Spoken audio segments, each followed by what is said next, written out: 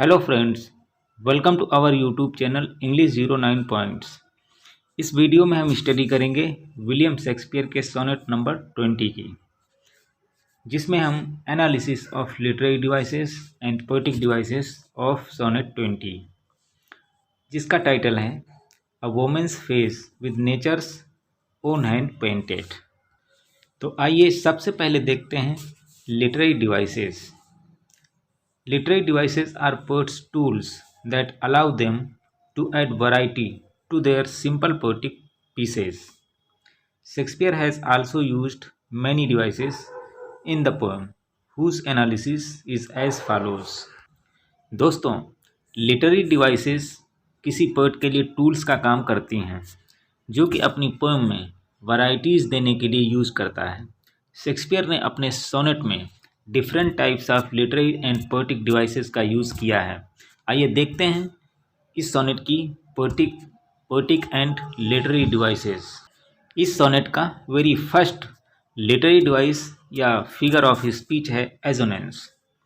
Assonance is the repetition of vowel sounds in the same lines, such as sound of E in an eye more bright than theirs, less false in rolling, and the sound of I in a man in hue, all hues in his controlling.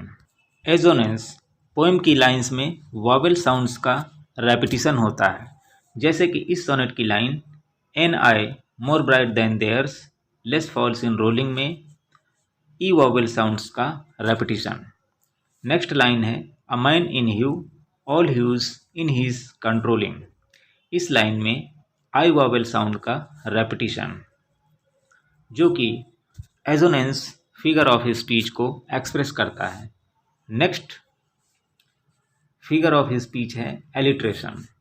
Alliteration is the repetition of consonant sounds in the same lines in quick succession, such as the sound of M in The Master Mistress of My Passion and the sound of T and L in Mine Be Thy Love and Thy Loves Use Their Treasure.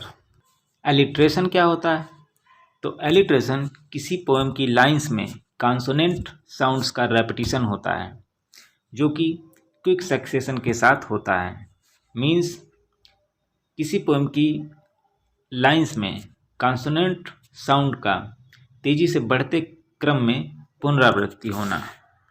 इस sonnet की line the master mistress of my passion, इस line में M consonant sound का repetition and next line mine be thy love and thy love's use their treasure, इस line में T और L consonant sound का repetition, जो कि alliteration figure of speech को एक्सप्रेस करता है।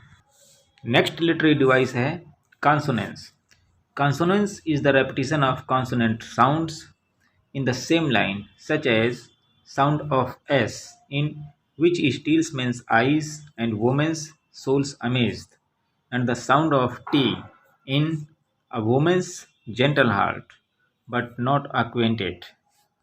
एलिट्रेशन की तरह कॉन्सोनेंस फिगर ऑफ स्पीच में भी पोएम की लाइंस में कॉन्सोनेंट साउंड्स का रेपिटिशन होता है, जैसे कि इस पोएम की line which steals men's eyes and women's souls amazed में एस कॉन्सोनेंट साउंड का repetition and next line a women's gentle heart but not acquainted, इस लाइन में टी कॉन्सोनेंट साउंड का रेपिटिशन, जो कि कॉन्सोनेंस फिगर ऑफ स्पीच को express करता है। नेक्स्ट लिटरेरी डिवाइस है एंजैम्बमेंट। It is defined as a thought in verse that does not come to an end at the line break. Rather, it rolls over to the next line. दोस्तों, enjambment figure of speech के अंतर्गत poem की lines में एक thought आता है, जो कि लाइन को ख़त्म होने पर ख़त्म नहीं होता है, बल्कि अगली लाइन के लिए पास कर जाता है या आगे के क्रम में बढ़ता जाता है।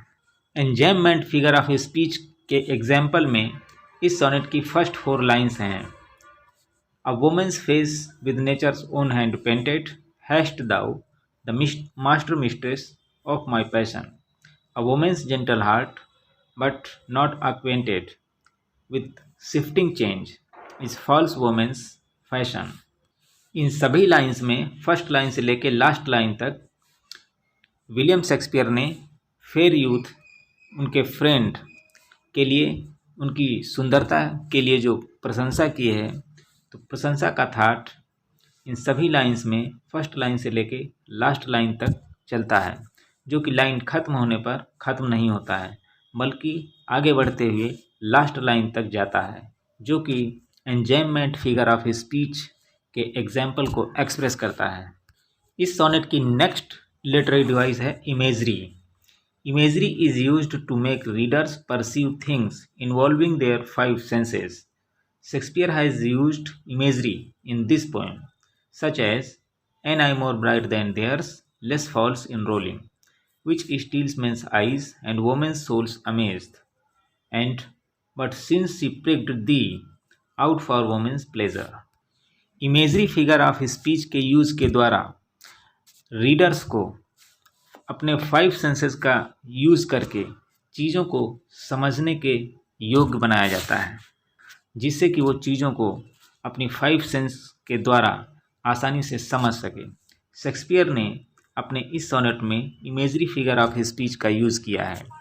एग्जाम्पल के तौर इस सोनेट की line "an eye more bright than theirs, less false in rolling, and which steals men's eyes and women's souls amazed, and but since she pricked thee, out for women's pleasure." इन lines में imagery figure of speech का use किया गया है। Sonnet का next figure of speech है metaphor. It is a figure of speech in which an implied comparison is made between objects that are different in nature, that writer used beauty as an extended metaphor in the poem to praise the exceptional beauty of his friend. Metaphor figure of speech के अंतर्गत दो different natures के objects के बीच एक implied comparison किया जाता है या अंतर्निहित तुलना की जाती है। विलियम शेक्सपियर ने अपने इस सोनेट में अपने फ्रेंड की असाधारण सुंदरता की प्रशंसा के लिए इसमें एक्सटेंडेड मेटाफर का यूज़ किया है। लिटरेरी डिवाइसेस के बाद अब आइए देखते हैं poetic devices. Analysis of poetic devices used in sonnet 20, a women's face with nature's own hand painted. Poetic and literary devices are the same, but a few are used only in poetry. Here is an analysis of some poetic devices used in this poem. दोस्तों, literary devices और poetic devices लगभग समान होती हैं, लेकिन इनमें से कुछ केवल पोएट्री में ही यूज़ की जाती हैं। आइए देखते हैं इस सोनेट की कुछ पोएटिक डिवाइसेस जो विलियम शेक्सपियर ने अपने सोनेट में यूज़ की हैं। फर्स्ट पोएटिक डिवाइस है couplet. There are two constructive lines of verses in a couplet, usually having the same meter and rhyme scheme. This sonnet ends with a couplet which usually reveals the central idea of the poem. हम जानते हैं कि Shakespearean sonnet के अंतर्गत couplet में poem की दो रचनात्मक लाइन्स आती हैं जिनका मीटर और राइम स्कीम सेम होता है, और ये कपलेट सोनेट के एंड में आता है, जो कि सोनेट की सेंट्रल आइडिया को एक्सप्रेस करता है। Next poetic device and rhyme.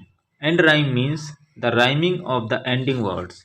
Shakespeare has used the rhyme in this poem, such as rolling, controlling, created, defeated, and passion, fashion. End rhyme means poem की लाइंस के and में आने वाले words जो कि राइमिंग क्रिएट करते हैं, और एग्जाम्पल में इस सोनेट की लाइंस के एंड में आने वाले वर्ड्स हैं rolling, controlling, created, defeated, passion and fashion. Next poetic device है iambic pentameter. It is a type of meter having 5 iambs per line. The sonnet follows iambic pentameter, such as a woman's face with nature's own hand painted. iambic pentameter एक प्रकार का metre होता है जो किसी line में 5 iambs या 5 foot रखता है। इस सोनेट में iambic pentameter का यूज़ किया गया है क्योंकि विलियम शेक्सपियर अपने सोनेट्स को लिखने के लिए iambic pentameter का यूज़ किया है।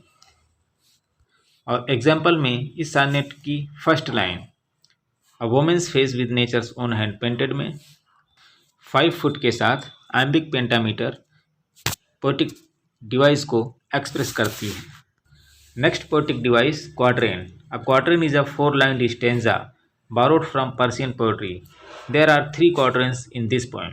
हम जानते हैं कि क्वाड्रेन 4-लाइन स्टेंजा होता है जो कि सोनेट में यूज़ किया जाता है, और शेक्सपियरियन सोनेट में 3 क्वाड्रेन्स और एक कपलेट होता है। नेक्स्ट पोएटिक डिवाइस है राइम स्कीम, और इस सोनेट की राइम स्कीम है ABAB CD EFEF GG, जिसमें 3 क्वाड्रेंट्स की rhyme scheme ABAB CD EFEF होती है और कपलेट की राइम स्कीम GG होती है।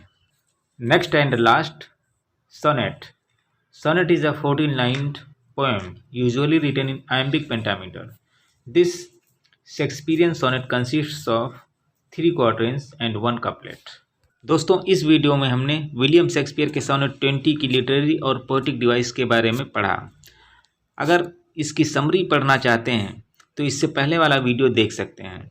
सोनेट की कंटिन्यू स्टडी करने के लिए हमारा चैनल इंग्लिश 09 पॉइंट्स को सब्सक्राइब करिए, बेल आइकन को प्रेस कर लीजिए। प्लीज़ वीडियो को लाइक करिए। Thank you.